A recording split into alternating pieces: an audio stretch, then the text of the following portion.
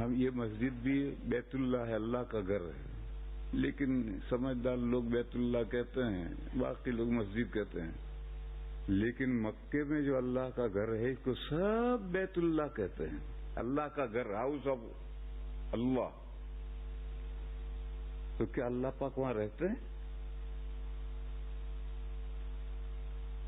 جیسے ہم ایک گھر میں رہتے ہیں، وہاں ہمارے برتن بھی ہوتے ہیں، کھانے پکانے کا چولہا، گیس اور چولہا بھی ہوتا ہے، اور الگنی بھی ہوتی ہے، تو کپڑے بھی لٹکاتے ہیں. تو کیا یہ سب وہاں ہے؟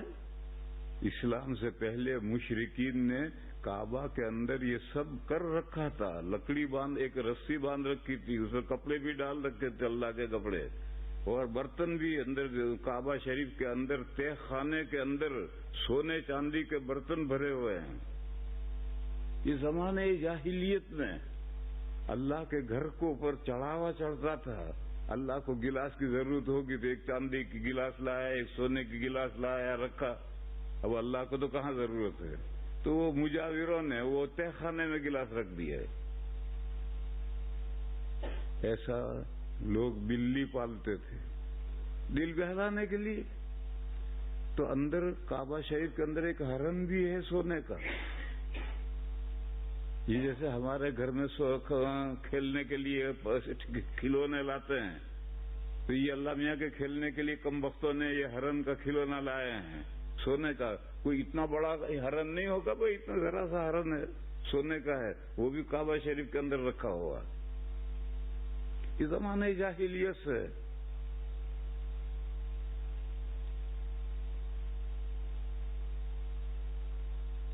جب حضرت عمر رضی اللہ تعالی عنہ کا زمانہ آیا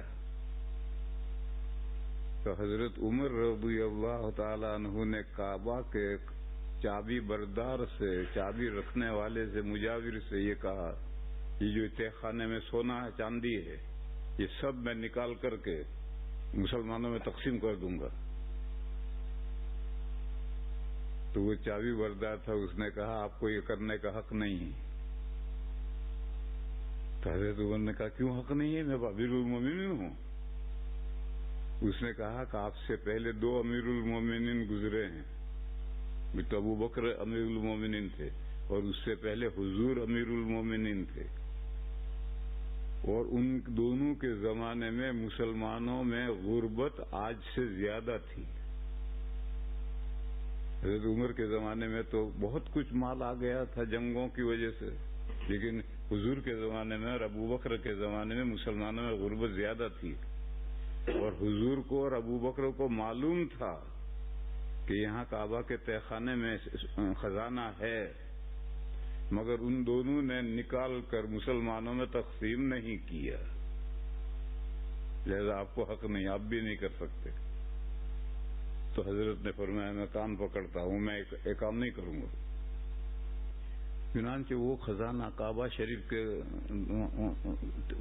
تہ خانے میں اندر اترو گے، اندر اتریں گے تو اب بھی ہے. کتنا ہے، کیا ہے، کچھ پتہ نہیں کسی کو.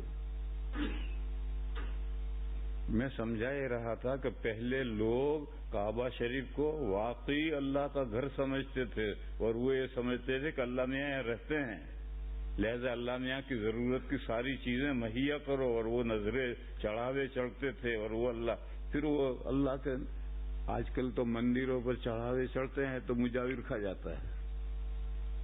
اس وقت اتنے بدماش نہیں تھے مجاور، تو مجاور کعبہ کا کھا نہیں جاتا تھا، بلکہ تہ خانے میں رکھے رہتے تھے، اور وہ آج بھی رکھے ہوئے ہیں.